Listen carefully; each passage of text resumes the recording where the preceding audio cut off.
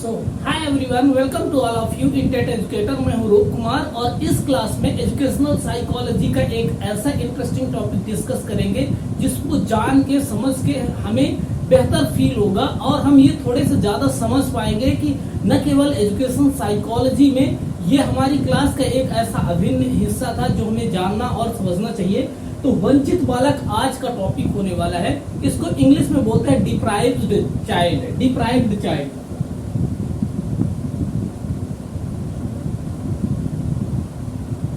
Deprived child और एक teacher के लिए इतना ही जरूरी है अपनी क्लास अपने बच्चों को जानना समझना जितना किसी भी एक प्लेयर को ये जानना समझना है कि उसका मैदान कैसा है, कैसे है, बैटिंग के लिए अच्छा है कि बॉलिंग के लिए अच्छा है। ये सब चीजें डिस्कस होती है ना। तो एज अ टीचर हमारा फील्ड क्या है, स्कूल। हमारा स्पेसिफिक फील्ड क्या है, क्लासरूम। और भी ज्यादा स्पेसिफिक क्या है, बच्चे। तो बच्चों के बारे में जानना समझना, उनको अंडरस्टैंड करना, जिनको हम पढ़ाने वाले हैं, जिनके साथ हम कार्य करने वाले हैं अपने नेक्स्ट 40 ईयर 35 ईयर जितना भी हमारा प्रोफेशनल टाइम होगा, टाइम पीरियड होगा, तो हम उसमें क्या है, बच्चों को जाने समझे। और इसमें देखिए, ये वैसे तो टॉपिक क्या है, इंक्लूसिव एजुकेशन का हिस्सा है, यानी समावेशी शिक्षा का हिस्सा है। और समावेशी शिक्षा का कोर कॉन्सेप्ट ही यही है कि अधिक से अधिक बच्चों का रिप्रेजेंटेशन। मतलब क्या हुआ, बच्चे चाहे हैंडीकैप्ड हो, विकलांग हो, दिव्यांग हो, बच्चे स्वस्थ हो यानी कि नॉर्मल स्टूडेंट हो, या कि सामान्य बच्चा हो, या कि बच्चे में कोई विशिष्ट योग्यता हो, हम सबको हम सभी प्रकार के बच्चों को उनकी सभी विशिष्टताओं, योग्यताओं, अयोग्यताओं को नजरअंदाज करके उन्हें एजुकेशन जैसे इम्पोर्टेंट कॉन्सेप्ट से, एजुकेशन जैसे महत्वपूर्ण जीवन के हिस्से से अलग न करके अधिक से अधिक बच्चों का रिप्रेजेंटेशन करना बेसिकली इंक्लूसिव एजुकेशन का कोर कॉन्सेप्ट है। और इसी में एक टॉपिक आता है, इसी में एक छोटा सा हिस्सा आता है वंचित बालक। और इन क्लास को मैं इंक्लूसिव एजुकेशन एक बड़ी क्लास रख के कर सकता था, पर मुश्किल ये है ना कि इन चीजों में जितनी अंडरस्टैंडिंग, जितनी डीप थोड़े से चर्चा होनी चाहिए वो नहीं हो पाती वहां पे। तो इसलिए मैंने छोटे छोटे क्लासेस के माध्यम से, ये छोटे छोटे क्लासेस को रखा है, छोटे छोटे क्लासेस के माध्यम से मैंने इन कॉन्सेप्ट को इन डीप डिस्कस करने का प्रयास किया है, ताकि ये क्लासेस जब आप देखेंगे तो इंक्लूसिव एजुकेशन यानी समावेशी शिक्षा से संबंधित कोई भी प्रकार के क्वेश्चन आपको बिल्कुल उनको समझने में और ऑब्जेक्टिव आपको चूज करने में वक्त नहीं लगने वाला। अब डिस्कस करते हैं एक्चुअली डिप्राइव्ड चाइल्ड। तो चाइल्ड का मतलब यही है कि हमारे क्लास में जो बच्चे होंगे उनको जानने समझने में, और ये भी एक हमारे समाज का हिस्सा है कि डिप्रिवेशन। देखिए, ये पर्टिकुलरली ये जो टॉपिक है ना, तो एजुकेशनल साइकोलॉजी का तो टॉपिक है ही। इससे ज्यादा इम्पोर्टेंट बात ये है कि थोड़ी सामाजिक विज्ञान से यानी सामाजिक मनोविज्ञान से, सोशल साइकोलॉजी के कॉन्सेप्ट से भी ज्यादा जुड़ा हुआ है। तो इसको समझने के लिए हमें थोड़े से समझना है समाज। अब ऐसा मैं क्यों बोल रहा हूँ, इसके पीछे की देखिए वजह है। कोई भी जो बालक होगा, कोई भी चाइल्ड होगा, वो विद्यालय में आएगा, पर आएगा कहाँ से, समाज से आएगा। हर एक व्यक्ति समाज का अभिन्न अंग है, ठीक है। ये बात तो आपने सुनी होगी कि एक व्यक्ति सामाजिक प्राणी है, ठीक है। ये बात तो आपने सुनी होगी। और समाज कभी भी ना यूटोपियन वर्ल्ड नहीं रहा। यूटोपियन वर्ल्ड का मतलब क्या हुआ, देखिए, हम कल्पना से ये मान ले कि बिल्कुल सामान्य है, सबके पास बराबर धन संपदा है, बराबर अधिकार है। ऐसा देखिए कभी नहीं हुआ, किसी भी काल में नहीं हुआ। हमेशा समाज में हायरार्की काम करती है। मतलब हायरार्की का मतलब कोई लोग उच्च श्रेणी में होंगे, कोई उच्च श्रेणी में होंगे, कोई मध्यम होंगे, कोई निम्न होंगे। समाज में हमेशा से ऐसे हायरार्की रही।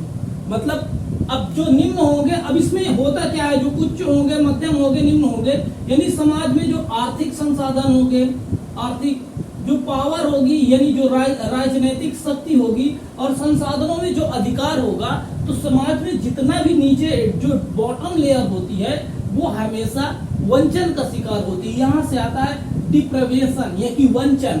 यहाँ से कॉन्सेप्ट आता है डिप्राइव्ड चाइल्ड, यानी उन परिवार से आने वाले बच्चे जो समाज की हायरार्की में हमेशा नीचे रहे हैं। अब भारतीय समाज के हिसाब से भी मैं बताऊंगा तो चीजें आसानी से समझ में आ जाएंगी, ठीक। तो जो समाज की हायरार्की में नीचे रह गए हैं, इनका आर्थिक, सामाजिक क्षेत्रों में जो अधिकार हैं वो बहुत कम रहे हैं, इनके पावर इनके पास बहुत कम रही है, रिसोर्सेस में इनके हक बहुत कम रहे हैं सॉरी। तो इसकी वजह से बच्चे वंचन का शिकार हुए, इसकी वजह से बच्चे वंचन का शिकार हुए। तो इनके पास बहुत सारी थोड़े सा मानसिक कमजोरियां होती है, इनकी अलग विशिष्टता होती है। और एज अ टीचर जब आप कल स्कूल में जाएंगे, नो मैटर इस देश के किस हिस्से में आप टीचर बनते हैं, तो हमें ये जानना समझना बहुत ज्यादा इंपॉर्टेंट हो जाता है कि वंचित बालकों के बारे में समझें। जब आप किसी भी शहर में जाते हैं तो झुग्गी झोपड़ी या कि ऐसे सो कॉल्ड गंदे कहे जाने वाले या कि कम आर्थिक संसाधनों से परिपूर्ण इलाके होते हैं, हो सकता है उसमें बहुत कम स्वच्छ जल की व्यवस्था हो, थोड़ी साफ सफाई की कमी हो, अशिक्षा की कमी हो, और वहां से भी आने वाले बच्चों को आपको पढ़ाना है। क्यों?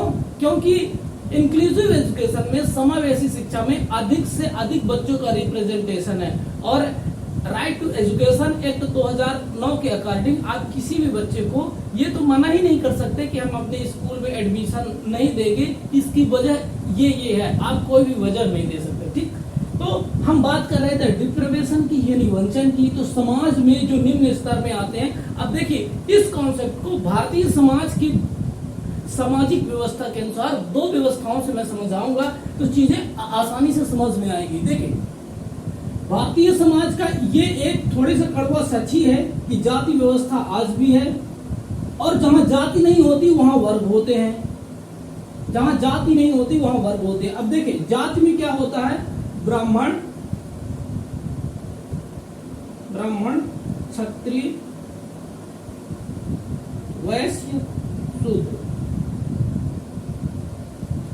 जिस प्रकार से ये हायरार्की है भारतीय समाज की, भारतीय संविधान जिस प्रकार से स्वीकार करता है उसको भी देख लीजिए। इन तीनों को लिख लीजिए जर्नल, और यहाँ पे कुछ कैटेगरी आती है जर्नल, फिर एससी, जर्नल के बाद आता है, देखिए पहले सेकंड में आता है ओबीसी, फिर एससी, फिर एसटी।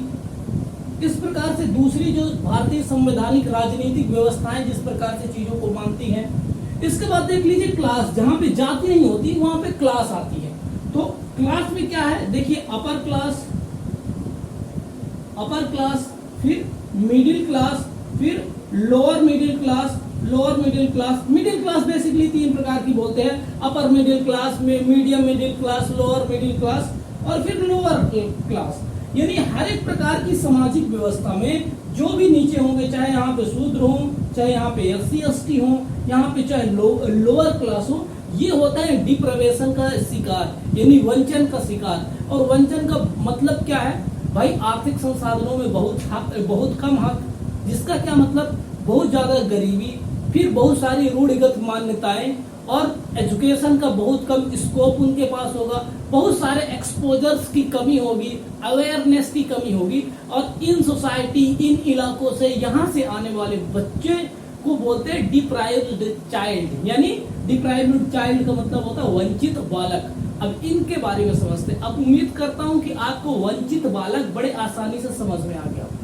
मोरल ऑफ स्टोरी क्या है, हर एक समाज में यूटोपियन वर्ल्ड नहीं है। हर एक समाज में, चाहे भारतीय समाज हो या कि विश्व के अलग अलग कहीं भी समाज हो, जहाँ पे जाति व्यवस्था नहीं होगी वहाँ पे वर्ग व्यवस्था होगी। तो समाज में हमेशा हायरार्की होती है, इसको हिंदी में बोलते हैं स्तरीकरण। और समाज के स्तर में जो निम्न वर्ग होता है हर एक जगह, चाहे यहाँ पे शूद्र हो, चाहे एससी एसटी हो, और चाहे लोअर क्लास हो। मैं just academic point of view से इन चीजों को बताने का, एक्सप्लेन करने का प्रयास कर रहा हूँ। मेरे कोई पर्सनल स्टीरियोटाइप्स नहीं है, पर ऐसे ही इस पर्टिकुलर क्लास को समझा जा सकता है। ठीक है, तो इन बच्चों ये जो भी हिस्से होंगे ना, ये होंगे वंचन का शिकार, और वंचन का शिकार होंगे तो इनकी बहुत सारी विभिन्नता होगी। पर एज अ टीचर हम किसी भी बच्चे को डिस्क्रिमिनेट नहीं कर सकते, किसी भी बच्चे को ये नहीं बोल सकते कि हम आपको शिक्षा नहीं दे सकते क्योंकि आप समझते नहीं हो, क्योंकि आपकी भाषाएं निम्न स्तर की है, क्योंकि कुछ है। किसी भी प्रकार का कोई भी एक्सक्यूज नहीं चलेगा, कोई भी रीजन नहीं चलेगा। एज अ टीचर हमें ये समाज की रिस्पॉन्सिबिलिटी समझनी है। हमें पैसे ही इस बात के मिलेगी, और हमारी प्रोफेशनल या मोरल एथिक्स यही कहती है कि बच्चा कोई भी हो, कैसा भी हो, किसी भी कंडीशन से आया हो, हमें पढ़ाना है। हमें शिक्षा से उसको अलग थलग नहीं करना है। और इंक्लूसिव एजुकेशन का भी बेसिकली यही कॉन्सेप्ट है। अब थोड़े से समझते हैं कि भारत जैसे देश में डाइवर्सिटी तो होनी है, यानी विविधता तो होनी ही है, और विविधता कई प्रकार की हो सकती है। एक क्लास हमने रखी थी इंडिविजुअल डिफरेंसेस अपने इसी चैनल में, बड़ी अच्छी क्लास है, आप देखेंगे तो आपका एक्सपोजर, आपको पॉइंट ऑफ व्यू थोड़ा सा और भी ब्रॉड होगा। यानी क्लास में विविधता तो अलग बहुत सारी होगी, और विविधता के इस श्रेणी में बहुत प्रकार की विविधता हो, यानी जेंडर के आधार पर अलग विविधता हो, सोशियो इकोनॉमिक स्टेटस के आधार पर अलग विविधता हो सकती है, जातिगत आधार पे अलग बच्चे, अलग अलग प्रकार के बच्चे हो सकते हैं, धर्म के आधार पर अलग अलग बच्चे हो सकते हैं, लंबाई चौड़ाई के आधार पर अलग अलग बच्चे हो सकते हैं, उनके स्किन कलर के आधार पर अलग अलग बच्चे हो सकते हैं, इंडिविजुअल की रेस होती है उसके आधार पर बच्चे अलग अलग हो सकते हैं, बच्चे अपनी चॉइसेस के अकॉर्डिंग अलग अलग हो सकते हैं। यानी यदि हम विविधता की यानी इंडिविजुअल डिफरेंसेस की बात करें तो इसका कोई अंत नहीं है बेसिकली, है ना। पर जब हम बात करते हैं, क्योंकि हमारा टॉपिक है डिप्राइवेशन यानी डिप्राइव्ड चाइल्ड यानी वंचित बालक, तो इन बालकों को हम कैसे आइडेंटिफाई करें एज ए टीचर। देखिए, एज ए टीचर हमारे पास कोई प्रेजुडिस नहीं हो सकता, हम कुछ पहले से एज्यूम नहीं करके चल सकते, यानी हम ये नहीं मान के चल सकते कि ये बच्चा यहाँ से आता है, इस इलाके से आता है, तो इस बच्चे के अंदर दिमाग कमी होगा। ऐसी मतलब घटिया सोच एज ए टीचर नहीं होनी चाहिए, ये तो एकदम क्लियर कट है, ठीक है मैम। हम प्रेजुडिस नहीं पाल सकते अपने, है ना, पूर्वाग्रह हम अपने नहीं रख सकते, ठीक है। तो ये जो बच्चे आते हैं, मान लीजिए कि डिप्राइव्ड चाइल्ड, यानी आप उनके पेरेंट्स से बात करें, उनकी बातों को जाने समझे, और वंचित बालक, आपको ये बेसिकली इस क्लास को समझने के बाद, इस क्लास को देखने के बाद आपको बेसिकली समझ में आ गया कि हाँ, ये बच्चे उस एरिया से आते हैं, उस समाज से आते हैं। हो सकता है कि आपका स्कूल ऐसे हो कि जहाँ से अधिकांश वंचित बालक आते हो, तो हमें उनके साथ क्या सद्भावना रखना है, उनके साथ इमोशनल कनेक्ट बनाना है, उनको समझना है, उनके समाज को समझना, उनके जो फैमिली का फंक्शन है यानी परिवार किस प्रकार से चल रहा है उनको समझना है, और उसके हिसाब से अपनी शैक्षणिक नीति यानी टीचिंग टेक्निक्स, टीचिंग प्लानिंग करना है, अपने टीचिंग एड्स उस प्रकार से बनाना है ताकि बच्चे अपनापन फील करें, बच्चे कनेक्टेड फील करें। बच्चे क्या है, टीचर और बच्चों के बीच की जो मानसिक रूप से इमोशनल जो दूरी होती है वो न बन पाए। बेसिकली इंक्लूसिव एजुकेशन और वंचित बालक को जानने समझने का मेन ऑब्जेक्टिव यही है। तो वंचित बालक की प्रॉब्लम क्या होती है, देखिए कई बार ये होता है कि आर्थिक संसाधनों की कमी,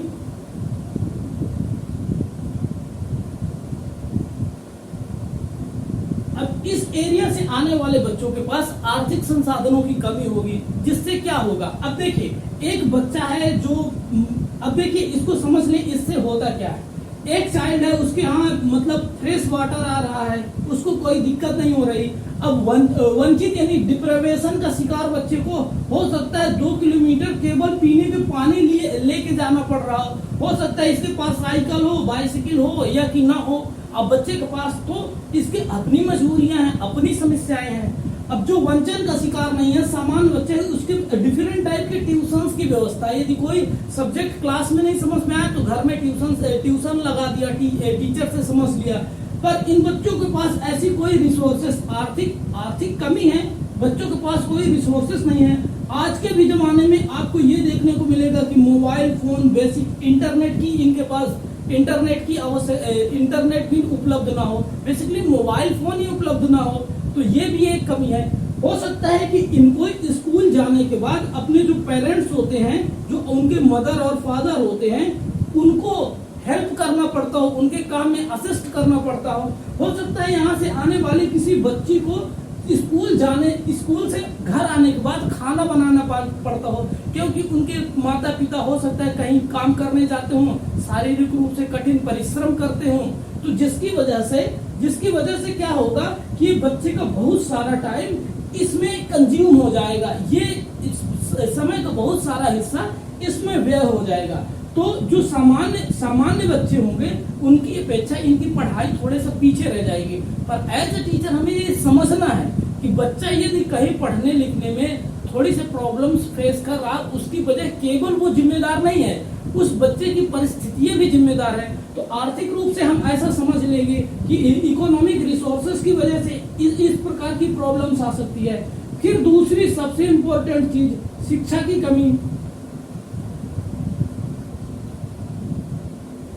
अब बच्चे के पास शिक्षा की कमी यानी लेक ऑफ एजुकेशन, यानी उनके जो पेरेंट्स होते हैं, ज्यादा पॉसिबिलिटी यही है कि वो वेल एजुकेटेड नहीं होंगे, उनके पास एजुकेशन की कमी होगी, जिससे क्या होगा, अवेयरनेस की कमी होगी। अवेयरनेस की कमी होगी यानी शासन प्रशासन से क्या आर्थिक मदद मिलती है, या कि इन प्रकार के बच्चों को किस प्रकार की सहायता मिलती है या कि मिल सकती है, इस प्रकार की उनके पास सूचनाएं कम होगी। तो एज अ टीचर ये भी रिस्पॉन्सिबिलिटी बनती है कि बच्चा अधिक से अधिक अध्यापन की क्रियाओं में अध्ययन में अपना वक्त दे, अधिक से अधिक चीजों को जाने समझे, और इसके बदले जो शासन की व्यवस्थाएं हैं उनको एम्पावर करने की जो शासन प्रशासन की व्यवस्थाएं हैं उनका लाभ भी मिल सके। तो ये भी डिप्राइव्ड चाइल्ड को लेके एज अ टीचर हमारी मोरल और प्रोफेशनल रिस्पॉन्सिबिलिटी बनती है, ठीक है।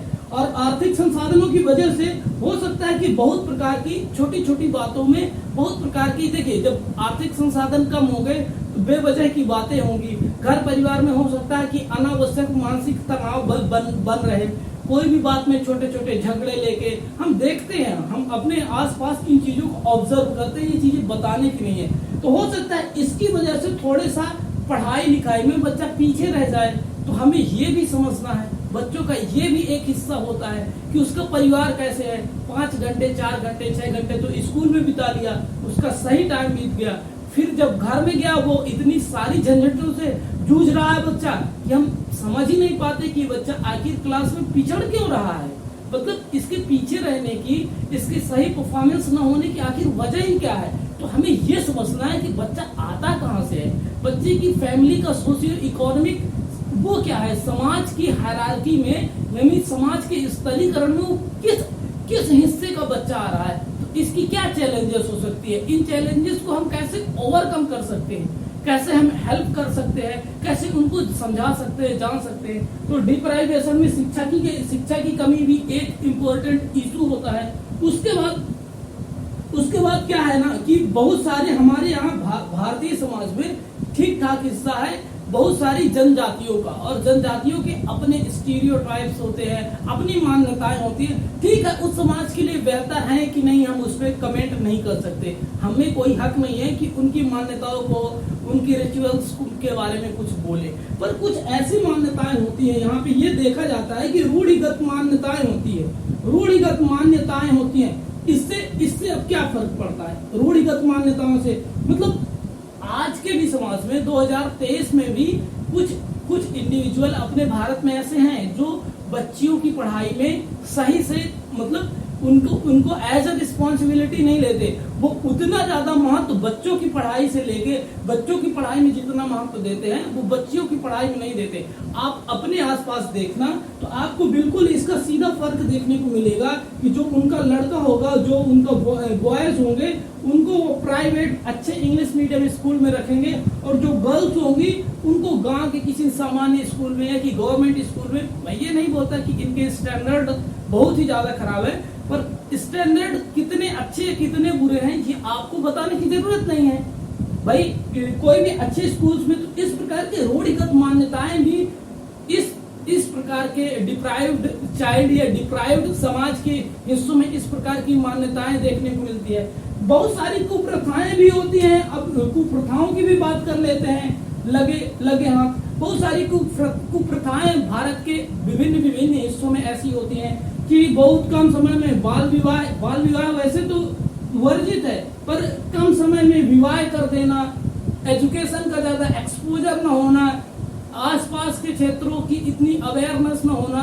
तो एक्चुअली क्या है कि जो डिप्राइव्ड चाइल्ड होते हैं, जो वंचित बालक होते हैं, वो अपने क्लास में कहीं न कहीं एवरेज परफॉर्मेंस से पीछे रहते हैं। पर इसके लिए केवल वो जिम्मेदार नहीं है, एज ए टीचर हमें समझना है, और वो किस प्रकार की समस्याओं से जूझ रहे हैं ये जानना समझना, उनको आज के इंटरनेट के माध्यम में, यूट्यूब के माध्यम से कैसे हम हेल्प कर सकते हैं, कैसे उन चीजों को ओवरकम कर सकते हैं, इन चीजों को जानना समझना, उनके साथ इमोशनली कैसे कनेक्टेड रहना है, कैसे उनको जानना समझना है, ताकि हम खुद के अपने प्रेजुडिस ना बना ले कि ये बच्चा तो बिल्कुल गधा है, ये तो बिल्कुल, इनको तो बताना पढ़ाना बिल्कुल ही बेकार है, चलो साइड करते हैं, अपना क्लास लेते हैं और घर जाते हैं, इनके बारे में तो सोचना ही बेकार है। ऐसी नकारात्मक मानसिकता लेके एज ए टीचर को स्कूल में तो जाना नहीं चाहिए और ना तो क्लासरूम में एंटर करना चाहिए। हमें हमेशा क्या है कि आशावान रहना है, हमें हमेशा क्या है ना, सही सोचना है, पॉजिटिव सोचना है। चेंजेस आएंगे थोड़ी देर में ही सही, पर चेंजेस आने ही है। हमें ये सोच के क्लास में जाना है, बच्चों को समझना है, डीपर लेवल में समझना है और उनके मनोविज्ञान को जानना समझना है। टेट एजुकेटर के माध्यम से ये मेरा प्रयास है कि डिफरेंट टाइप का जो एस्पेक्ट है यहाँ से समझना। अब ये क्लासेस आप देख समझ लेंगे ना, तो जो आपके क्वेश्चन आएंगे ये बड़ी आसानी से आप कर सकेंगे। वैसे आने वाले वक्त में क्वेश्चंस भी होंगे, पर बेसिकली डिप्राइव्ड चाइल्ड यानी वंचित बालक की बातें यहीं तक। मिलते हैं एजुकेशनल साइकोलॉजी के एक अच्छे कॉन्सेप्ट के साथ। तब तक के लिए wish you best of luck for your any upcoming examination और thank you so much for watching this video. Thank you.